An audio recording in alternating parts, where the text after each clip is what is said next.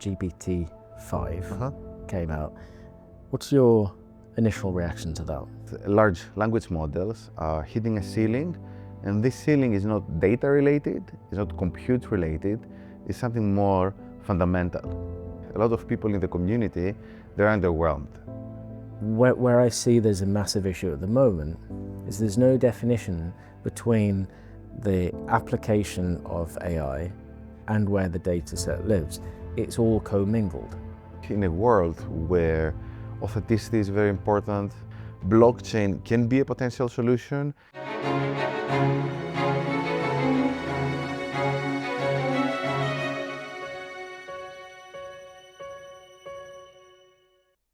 Stylianos Kampakis, good to have you back.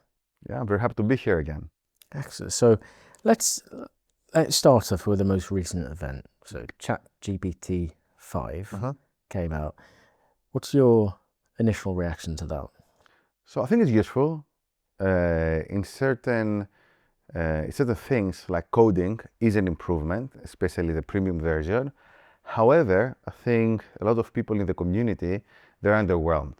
It was oversold. It was sold as AGI, a major leap forward or whatever.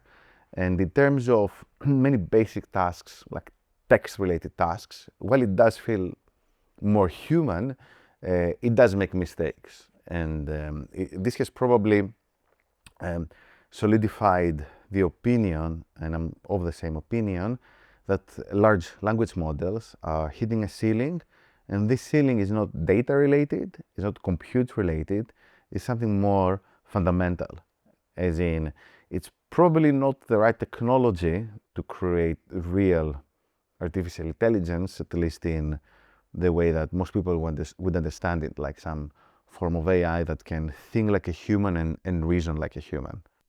Well, it's interesting because this particular season of GAEA talks, we've been focused on AI for business. And I think this is a good example of what consumer AI is and business AI. And we've already seen, it's quite well documented, that large companies, enterprises, and some governments even are banning the use of LLMs. We can figure out who the big players are. I don't really want to mention names, but they're being banned because of the unsafe nature of them and potentially other reasons, but security being a major issue. And again, when you understand how they work, then if you're putting all of your information and your confidential information, then you can see, well, there is a big gap between consumer and business. Now, your background, you've got plenty of degrees. You have a good understanding of how underlying technology works. How would you describe, in layman's terms, those particular problems I've just identified? So I think, let's start on the basics, right? So I think it really comes down to the fact that neural networks, they're very good with interpolation, not necessarily good with extrapolation. And what this means is that LLMs, they're digesting such a huge volume of data that it looks like they've tricked us into believing that they can think for themselves, but quite a lot of these thought artifacts they're producing, they're not real thoughts, but they're a mirage, they're an illusion, right? So they do have some logical reasoning capabilities, but it does look they have very important issues around forming concepts or having some kind of understanding of what a concept is. And a very good example is when you try to trick an LLM and you provide a picture that it looks like something, let's say a zebra with 5 legs, right? And then you ask it, oh, how many legs does this have? And then it's like, oh, it has 4. Because and a human maybe would be tricked in the same way, but not some kind of super intelligence. And the reason there, what is happening is that it's been trained on so many images of 4-legged animals that it doesn't have really a concept that, okay, that's a leg, and that's something that doesn't add up here. It's like 5 legs, so I have to reason my way out of this. And again, the way it does this, and the way it does any kind of reasoning or inference is quite inefficient. And it feels that for a while, for the last few years, We've been bypassing this problem by just feeding more and more data into this machine. So that's like one issue. Like another issue, and one reason that LLMs are being banned from different places is that, well, no one really knows what's happening behind the scenes, right? So apparently DeepSeek is sending data to some service in the US and China. No one knows what's happening with that data. There's a lot of attack vectors that can take place through LLMs. I've seen a lot of like crazy stuff, like how, for example, you can ask an LLM to decipher something and the cipher contains prohibited instructions, like, oh, how do I create a bomb, for example, all kinds of crazy stuff. And similarly, I think using LLMs for, depending upon LLMs for your searches is as a Google search replacement it's quite interesting, let's say, because if I know that you're searching for particular stuff in Google and I see, what kind of pages you're looking at and all that, I do have an idea that, maybe you were, I don't know, trying to organize a trip, right? But the output produced by a large language model is so specific, right? And quite often it's instructions. It can be code, right? So if I, the company, the owner of the LLM, have access to this information and I know that someone in country XYZ are using this software and they're using this piece of code wherever, then this can create all kinds of vulnerabilities. And I don't think that, I don't believe there's any kind of major incidents that have taken place yet, maybe because it's still early days, but we can just sit here for an hour and just discuss about all potential attack vectors and ways to hack an LLM or this and that. So it's normal for big organizations, for governments, etc., to be skeptical simply because they have the resources and they can afford to throw manpower into a problem. It's not like a small business that's like, oh, I'm not gonna, hire an assistant. I'm gonna use ChatGPT, Claude, DeepSeek, Gemini, whatever, to help me do certain tasks. Well, it really does open up the question we were discussing before we started, the generalization idea. So from a consumer perspective, being very generalized is potentially useful. So, and there's no doubt about it. Mm-hmm. So if you want to figure something out, which you're, again, it's on the assumption that you can trust it, which in itself is questionable. But if you have to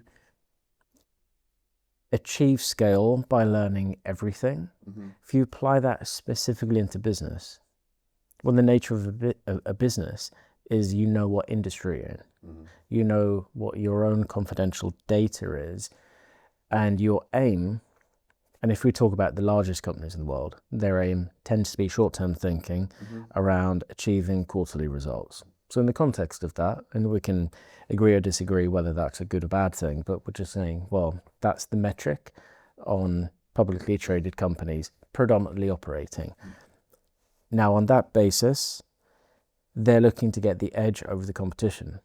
So if everything is generalized and becomes average, and there's a massive investment in, let's say you make ladders for a living, then knowing pizza recipes, knowing what the international supply chain in and around cars is, bears no relevance. So there's a massive capital expenditure with the large models, which is not really relevant. On top of the risk, it's not relevant. So how can you effectively get the edge? And that goes more to statistical analysis in and around your own data, understanding context and having the difference between signal and noise. So the focus on signal being that's what moves the needle, the rest is noise. And if you looked at the applicability for these large consumer-driven models in business, it's very little at all in reality. So how do we move things forward as far as educating people about some of these key concepts to make informed decisions that can justifiably then allow decision makers to say, well, actually, that's probably not suited. If you're taking 30 school children from point A to point B, maybe a motorbike is not the right thing. Mm-hmm. And it seems the lack of education is understanding the applicability. Well, this type of AI is useful for this function. A tractor is useful for that. Ferrari is useful for track days. You've been involved in education, and since we had the first podcast, you've been running a number of courses. Do you want to tell us about that and what your focus is with educating people in the public and private domain? Yeah, so I can definitely share some insights. One thing I can definitely tell you is that everyone wants to learn about AI tools, which gets back to what you mentioned, that a lot of AI now is consumer AI. So I had very few people say, I want to understand how these things work in depth. And quite often, even with business leaders, they say they want to understand how to go about their AI strategy, but in reality, maybe they have very specific problems they're trying to solve. With most professionals, like, we're running this program funded by Innovate UK, Bridge AI, on AI for creative industries. And they care about tools a lot, like how can I create videos, how can I be more productive, how can I create images and this and that. Which is interesting. I think on one hand, we live in a world there's a lot of information, and probably most people would find it overwhelming to try and learn about AI in depth. So and we interact with a lot of things on a consumer level. Secondly, there's some interesting, I guess, observations. One being that all these consumer companies, most of them don't really have any competitive advantage. They're just like different interfaces plugging into the same APIs. And it's not entirely clear whether, professionals, like whether we're talking about individuals or businesses, has fully grasped how AI is going to shift the productivity landscape, as well as the landscape of, what it means to have a career overall, right? We do seeing, I think, some negative effects in universities, which I think the model of, I'm going to study something for 3 or 4 years, maybe it's no longer good enough, with some exceptions, obviously. So there's definitely some real, let's say, genuine effects, positive or negative, of AI in both education and professional life. That being said, like very, very accurately pointed out, that AI is very generic and general and open-ended. However, I think that most companies that have tried to create specialized AIs, they've been essentially failed business-wise, simply because there's so many resources pouring in OpenAI, Google DeepMind, and all these companies, that they can still afford to train these very generic and general models. There is some merit to the assumption that by training on knowledge which doesn't seem relevant at that point in time, an AI can still get smarter because it extracts different types of concepts and then it can blend them in all sorts of ways. But that's a hypothesis, right? Because it's quite likely it's still memorizing stuff to a large extent, and then it just applies an associative layer on top. But that comes down to context. I mean, the core between the LGM, which we've been working on for years, so there's how you approach information and data securely, and scalably, with context baked in at the beginning. So you could look at a lot of information which is not directly contextual. For example, if you sell more flowers on a hot day, so you could say, well, I want to look at everywhere and all of the temperatures. Yeah. So it's not relevant to today or what you're selling next week directly, but you can identify patterns. So that's a lot of information. So you can still have information on scale, which is relevant, but then you could take side steps and analyze situations and say, well, now I'm beginning to understand consumer behavior. Now I'm beginning to understand what the motivating factors are, and I can then cross-reference against completely different data sets to show what the commercial success was or the lack of commercial success, and begin to create your own concepts. But if you're looking at, again, the ingredients of how to make 30 different types of pizzas, what relevance does that have? So it's really distinguishing vast amounts of scalable data of context or of no context whatsoever. Again, it may find, if you're too generalized, you weaken the the potential uniqueness of what you're trying to achieve, which I think goes also into, a general understanding that we're seeing with major organizations, which are saying, again, looking at what's the short-term benefit from AI. Well, if that's making everyone really, really efficient, at some point in time, people won't understand the businesses. They won't understand the thinking, the decision-making process, because they're going directly to the conclusions. So what point, if the wrong AI approach has been taken, will effectively really negative consequential factors and potential exposure of more and more attack vectors come into play. I think it's probably 2 to 3 years in, so we're probably going to see it end of the year, definitely next year. We'll see these instances happen. And what happens when people don't know what to do? And of course, if new things start happening and that data hasn't been created yet and nobody understands the critical thinking because they're just asking the same thing and getting an answer from something that hasn't experienced that before, what's the response? Yeah, and I think that's why the problem of LLMs apparently not being able to reason properly from first principles is so important, right? Because if we get stuck in a feedback loop where humans get more and more dependent on AI and the current version of AI, that is large language models, to the extent that they lose, a lot of skills and knowledge, and then you have an AI doing everything, you just end up with what is arguably going to be in 20 or 30 years, a lot of loss of expertise and a very bad data set, effectively, right? So that's really part of the problem. Now, in terms of attack vectors, I would be more worried once large language models get more embedded in all sorts of devices like Amazon Alexa, smartphones, because there's so many things that you can do, right? So even like, again, with the new version of ChatGPT, there are ways to jailbreak it.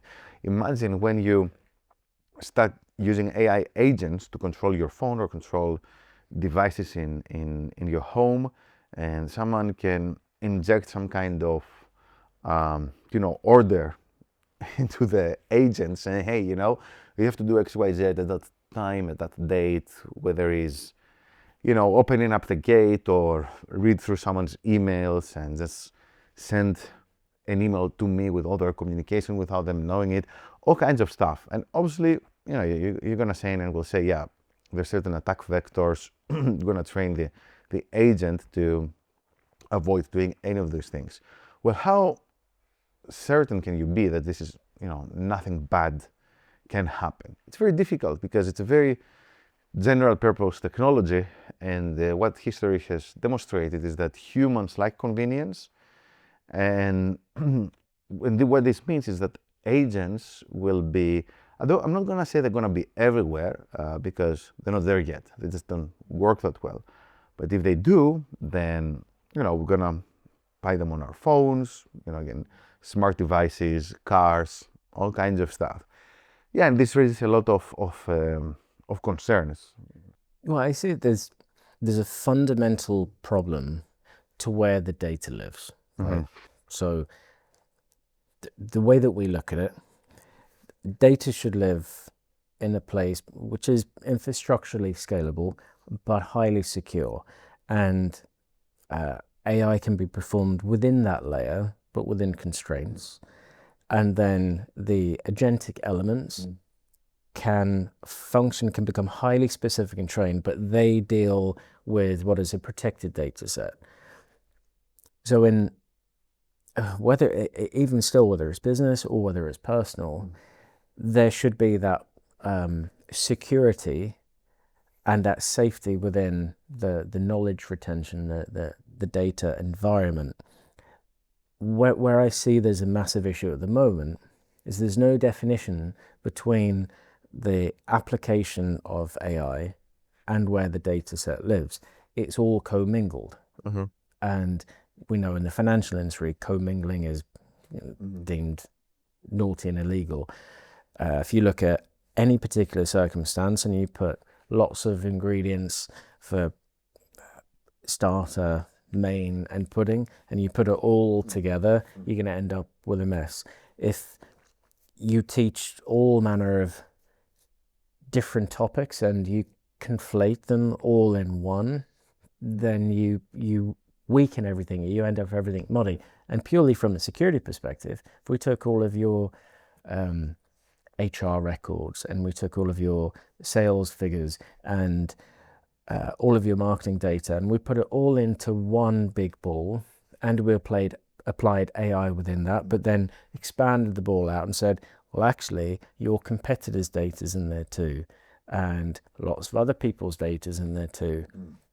Suddenly it becomes very concerning, where there's just no visibility or transparency of what's happening with your data, at which point you could have nefarious individuals injecting things in there, and everyone's data potentially gets affected. That's quite scary, really. I mean, that's to me the key takeaway point that businesses need to look at and say, we can't allow that to happen.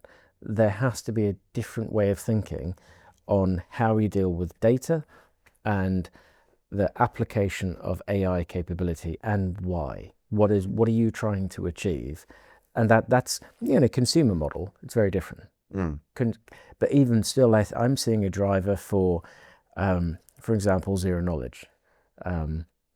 So where the data is held by the individual, and elements of that can consensually be given towards wider secure data sets. But effectively the transit of the data, the storage of the data, so you end up with almost like a federated approach where the ownership of information retains with the owner rather than being diluted, which brings to the next point. And I've always wondered about this, but the method of that is effectively blockchain. So another area that you're an expert in, and I think will play an important part in the future is blockchain capabilities. But again, there are positive and negative things about that. Elaborate on that for me. Yeah, absolutely. I think in a world where authenticity is very important, proof that something was produced by a real human or someone said something, blockchain can be a potential solution. In terms of data sharing, yes, blockchain is another excellent solution because it's centralized, it's secure. But I think we're not there yet. I think we will be seeing more of that in the near future. Now blockchain and crypto seems to be institutionalized, but this is mostly due to Bitcoin as well as stablecoins, simply because stablecoins are superior technology compared to SWIFT for international transactions. And we're seeing something that very few people predicted, that is major corporations issuing their own stablecoin. And I mean, why not, right? So I think Walmart wants to do this, maybe Amazon, maybe I'm wrong on this one, but you're going to be seeing more and more companies doing this sort of thing. It's just with blockchain, the issue is that because it's an infrastructure technology, we'll be hearing about it for years, but there is little adoption because infrastructure is not easy to change. So a lot of blockchain related stuff is things like meme coins and a lot of speculation, which has actually given the industry a bad rep, which to some point, like, there's this bad rep for a reason, right? So people like profiting off speculation and meme coins, all kinds of nonsense, I don't think is a good thing, right? Regardless, the technology is real, and even some of the coins that are speculative now, especially layer 1s and layer 2s and the like, they do have real applications, but in order for these applications to take effect, you need big players to take action. So obviously, Bitcoin becoming institutionalized was the easy play in terms of, let's say, mainstream adoption, because all we're talking about is ETFs, and we're going to see more and more countries in the near future creating Bitcoin reserves and the like. I'm fully convinced of that. But talking about blockchain being used as a way to operate a land registry, well, that's something entirely different. But again, we'll be seeing some of this, right? So real world assets is a major narrative right now in that space, in blockchain. And I've spoken with different entrepreneurs in this area across the years. All of them, they have similar ideas. So they want to tokenize real estate, make it more accessible to investors and the like. And the interesting thing is that the problem is never the technology. The problem is always the legal framework that you use for tokenization. So it's a really good point. We've got the EU AI Act. We've got numerous legislation proposed around the world.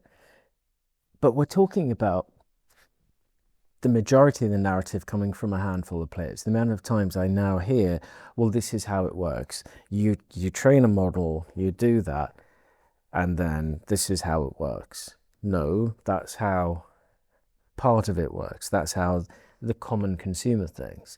And the benchmarks are, well, you train a model. Well, no, it doesn't make sense when you're talking about real-time fluidity of information, specific, valuable, explainable, trusted information coming through. Well, you don't do it that way. There are better, more even proven ways of addressing how to use artificial intelligence, and it's going to evolve. But it seems like we're looking at the consumption figures based upon horses already, where all of the legislation, I understand there are certain key factors about it, but as things move at such a rapid scale, then how applicable is it when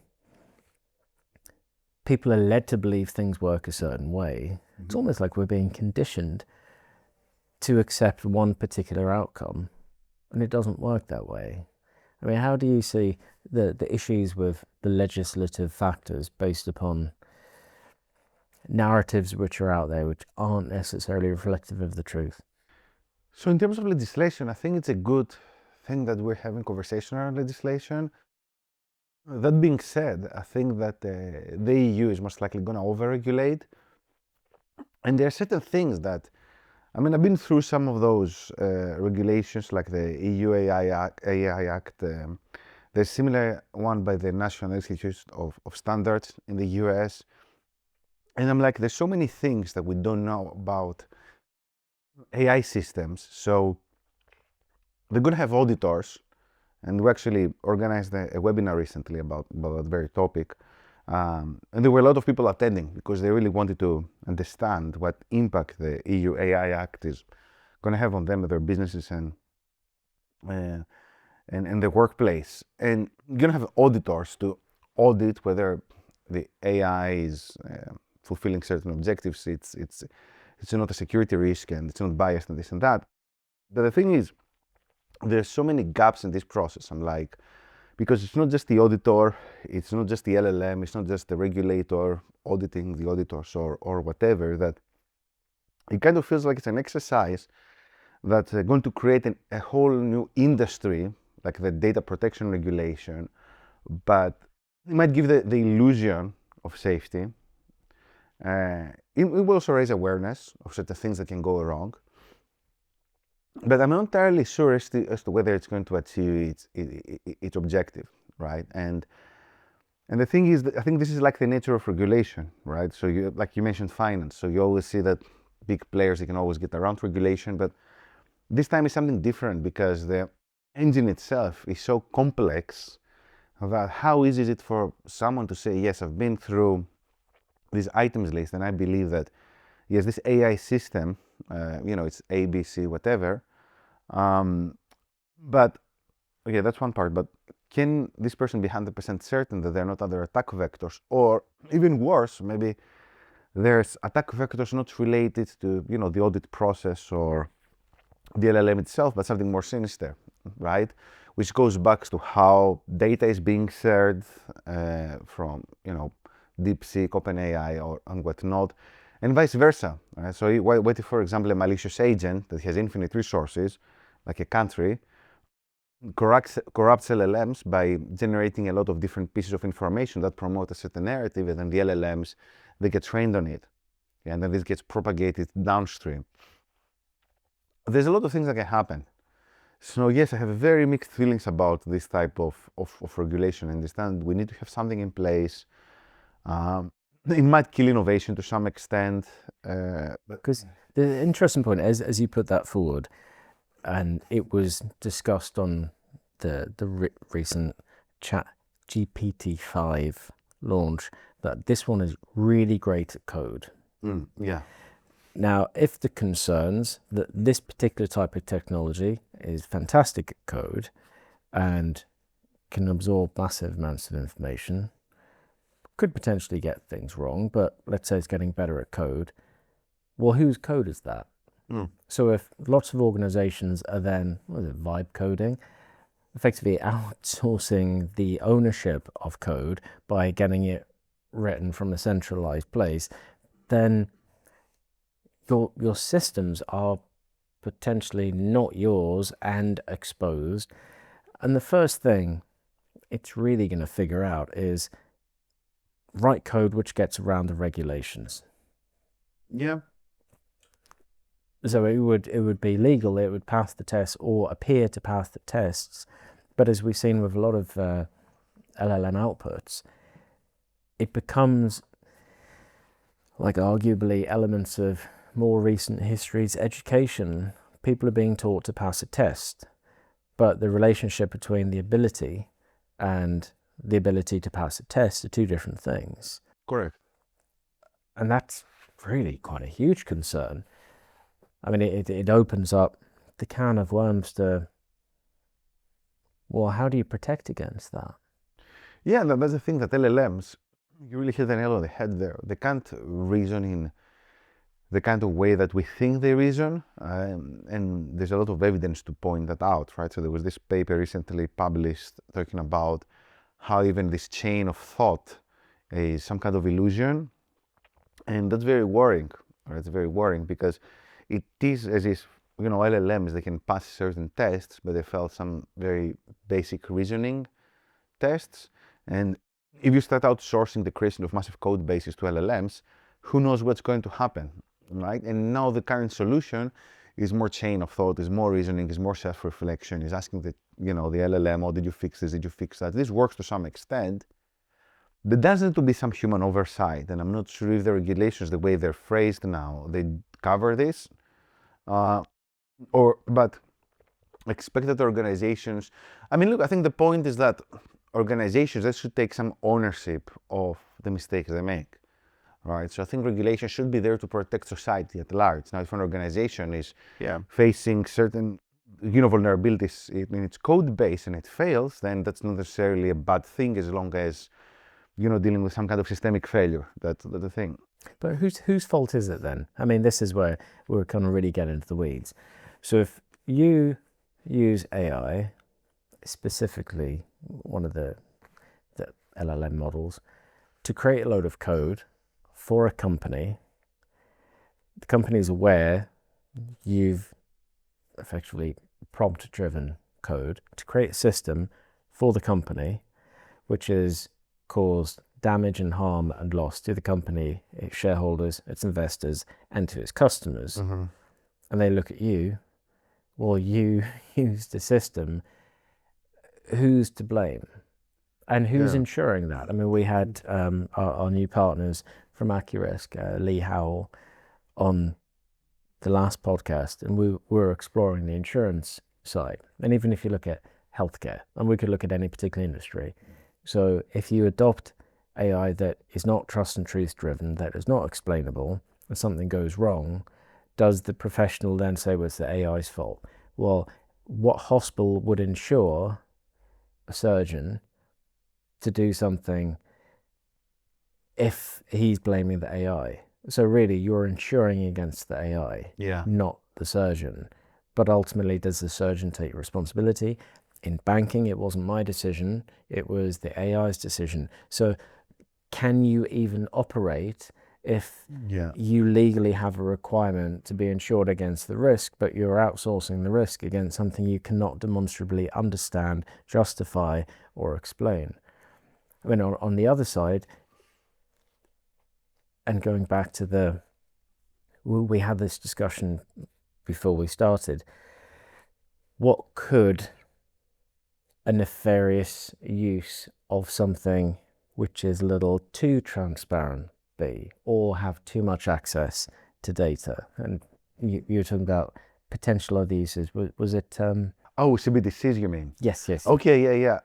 So that's slightly different, related to some extent. I wanted to raise a point of the insurance. I think that because insurance essentially is based on probabilistic inefficiencies, and that's not the right way to put it, but essentially an insurer has information around the probability of an event taking place, and you as the consumer, you either have wrong information about this event, or you're operating under a utility function which puts very large loss on that particular event happening, and you're like, you know what, even if I have a perfect model, I think when I multiply the probability of this event happening times the expected loss, this number is so negative that I need to insure against it. Right? So life insurance being, a good example of that. So insuring AI might not actually be a bad business model, giving me an idea, because if everyone's using the same tools, if all the consumer software is plugged into OpenAI, Claude, Gemini, and that's it, and there's like a finite things of, a set of items which can go wrong with AI, then why not just create an insurance company that insures against these issues? And you're like, look, that if a company does ABC, then nothing's wrong going to happen. If something bad happens, then it's just not going to be a big deal. So we can insure against it.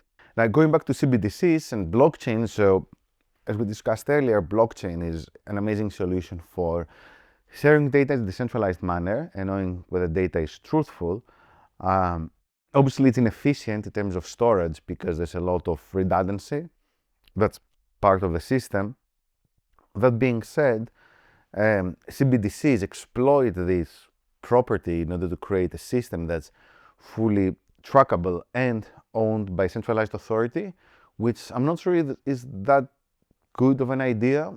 So, for example, if you look into the roadmap for the digital euro, and there's a few similar ideas around the world, the idea is that you're going to have essentially what is a digital currency on a blockchain. That's a very super simplistic way to put it.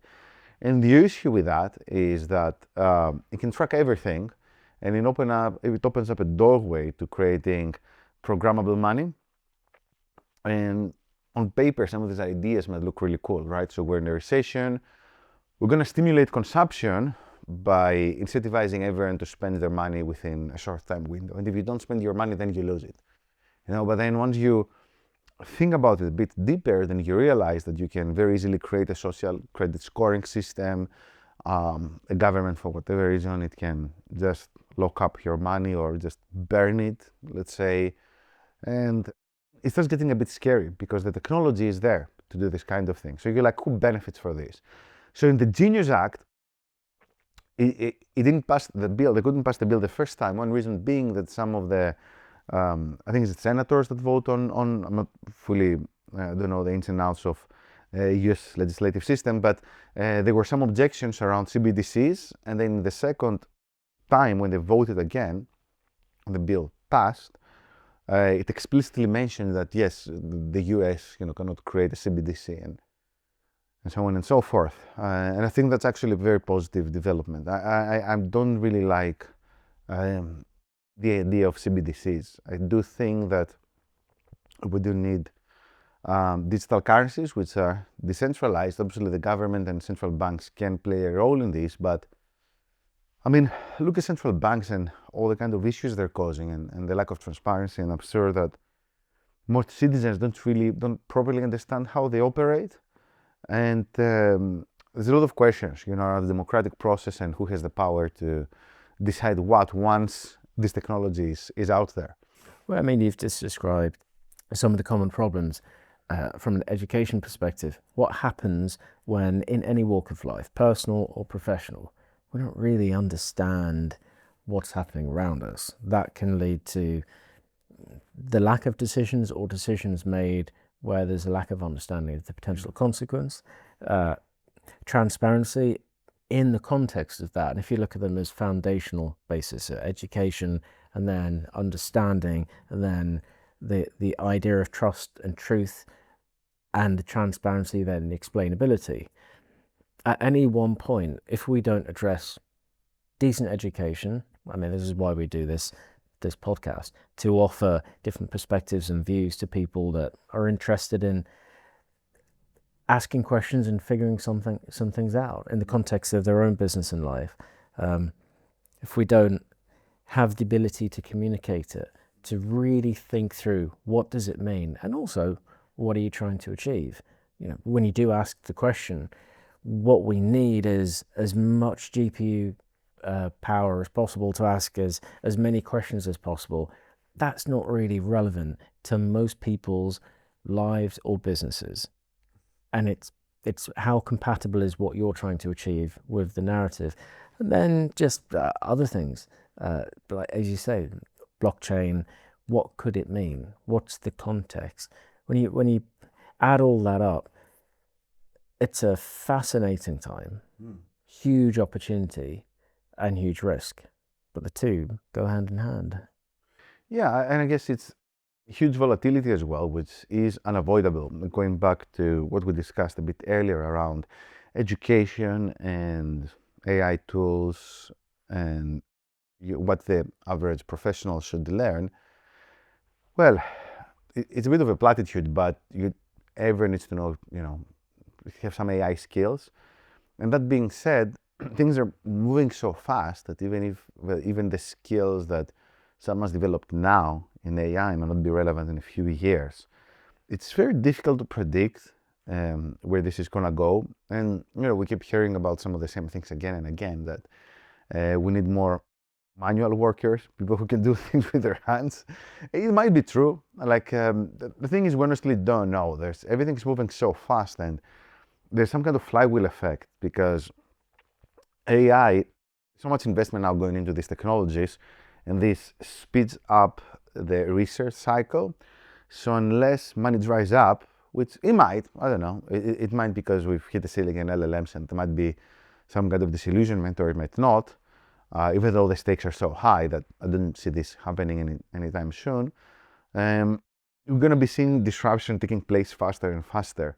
So yes, there's going to be a lot of unpredictable effects. There's definitely opportunities, right? I mean, look, we just had a short conversation, and I just realized, yeah, maybe insuring an AI insurance company can be a great idea. I'm sure there's like other similar ideas, even with CBDCs, like someone could become a CBDC provider for certain countries. Probably not the best business model, because you're dealing with a very small number of customers and you have to go directly to government, but still.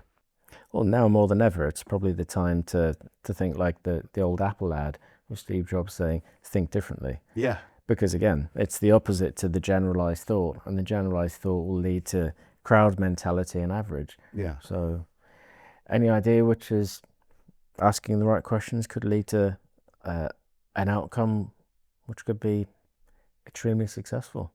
Well, I know you need to get to your next meeting, so appreciate your time, and good to have you on again. Thank you.